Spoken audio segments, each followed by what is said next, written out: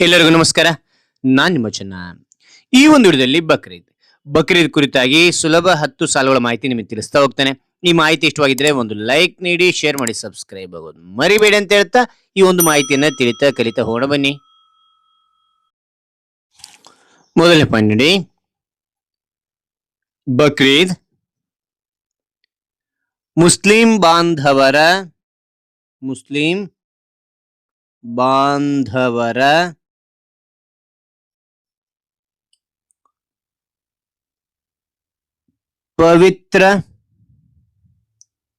ಪವಿತ್ರವಾದ ತ್ಯಾಗದ ಹಬ್ಬ.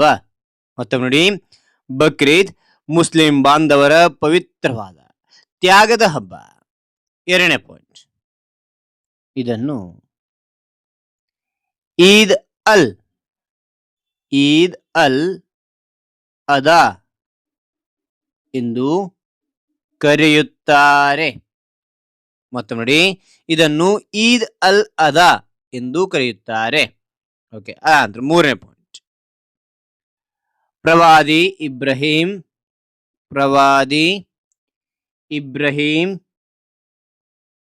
ತಮ್ಮ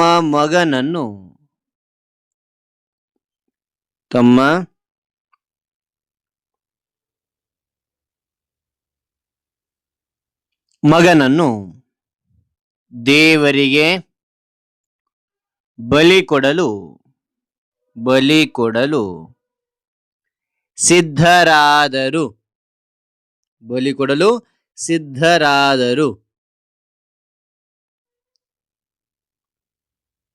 ನಾಲ್ಕನೇ ಪಾಯಿಂಟ್, ಅವರ ಭಕ್ತಿ ಮತ್ತು ವಿಧೇಯತೆಯ ನೆನಪಿಗಾಗಿ ಬಕ್ರೀದ್ ಆಚರಿಸುತ್ತಾರೆ. ಓಕೆನಾ? ಮತ್ತೆ ನೋಡಿ, ಅವರ ಭಕ್ತಿ ಮತ್ತು ವಿಧೇಯತೆಯ ನೆನಪಿಗಾಗಿ ಬಕ್ರೀದ್ ಆಚರಿಸುತ್ತಾರೆ. ಓಕೆ, ಆ ನಂತರ ಐದನೇ ಪಾಯಿಂಟ್ ನೋಡಿ, ಈ ಹಬ್ಬ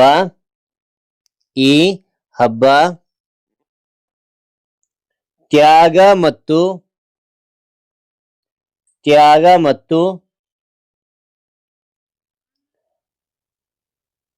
ಮತ್ತು ನಂಬಿಕೆಯ ಸಂಕೇತವಾಗಿದೆ. ಈ ಹಬ್ಬ ತ್ಯಾಗ ಮತ್ತು ನಂಬಿಕೆಯ ಸಂಕೇತವಾಗಿದೆ. ಆರನೇ ಪಾಯಿಂಟ್, ಹೊಸ ಬಟ್ಟೆಗಳನ್ನು ಧರಿಸಿ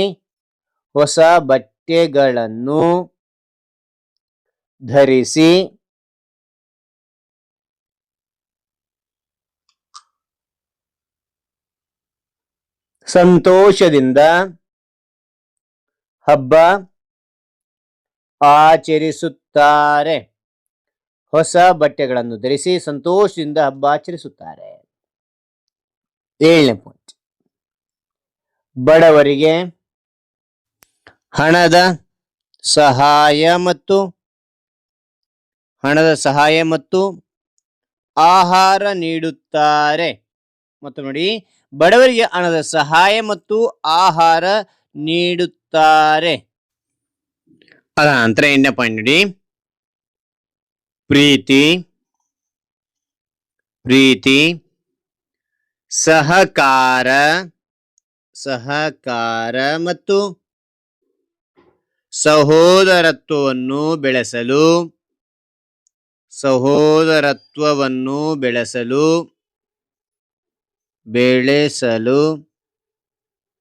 ಈ ಹಬ್ಬವನ್ನು ಆಚರಿಸುತ್ತಾರೆ. ಮತ್ತು ನೋಡಿ, ಪ್ರೀತಿ, ಸಹಕಾರ ಮತ್ತು ಸಹೋದರತ್ವವನ್ನು ಬೆಳೆಸಲು ಈ ಹಬ್ಬವನ್ನು ಆಚರಿಸುತ್ತಾರೆ. ಓಕೆ, ನಂತರ 9ನೇ ಪಾಯಿಂಟ್ ನೋಡಿ, ಕುಟುಂಬದವರು ಮತ್ತು ಸ್ನೇಹಿತರೊಂದಿಗೆ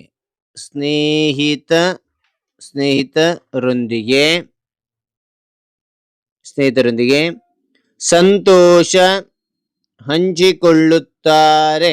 ಮತ್ತೆ ನೋಡಿ, ಕುಟುಂಬದವರು ಮತ್ತು ಸ್ನೇಹಿತರೊಂದಿಗೆ ಸಂತೋಷ ಹಂಚಿಕೊಳ್ಳುತ್ತಾರೆ. ಯಾವಾಗ ಅಂದ್ರೆ ಈ ಒಂದು ಹಬ್ಬದ ದಿನ ಅಂತ ಹೇಳಿ. ಓಕೆ, ಅದ ನಂತರ 10ನೇ ಪಾಯಿಂಟ್ ನೋಡಿ, ಈ ಹಬ್ಬ ಎಲ್ಲರಿಗೂ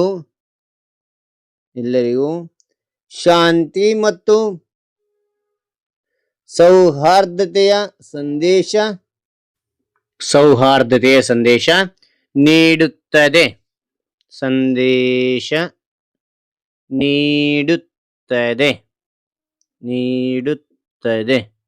ಓಕೆನಾ, ರೈಟ್. ಹಾಗಾದ್ರೆ ಈ ಒಂದು ಮಾಹಿತಿ ಅಂತಕ್ಕಂಥ ಇಷ್ಟವಾದ್ರೆ ಒಂದು ಲೈಕ್, ಅನೇಕ ವಿಡಿಯೋ ಪ್ರೋತ್ಸಾಹ ತುಂಬಾ ಸಿಗುತ್ತೆ. ಇನ್ನೊಬ್ರು ಶೇರ್ ಸಾಧ್ಯ ಅಂತ ಅನೇಕ ವಿಡಿಯೋ ಚಾನಲ್ ಸಬ್ಸ್ಕ್ರೈಬ್ ಆಗಿ ಮತ್ತೊಂದು ಹೊಸ ವಿಷಯದಿಂದ ಮತ್ತೊಂದು ಹೊಸ ವಿಡಿಯೋ ಭೇಟಿ ಆಗ್ತಾನೆ. Thank you for watching. Bye ಮಕ್ಕಳೇ, ಬಾಯ್.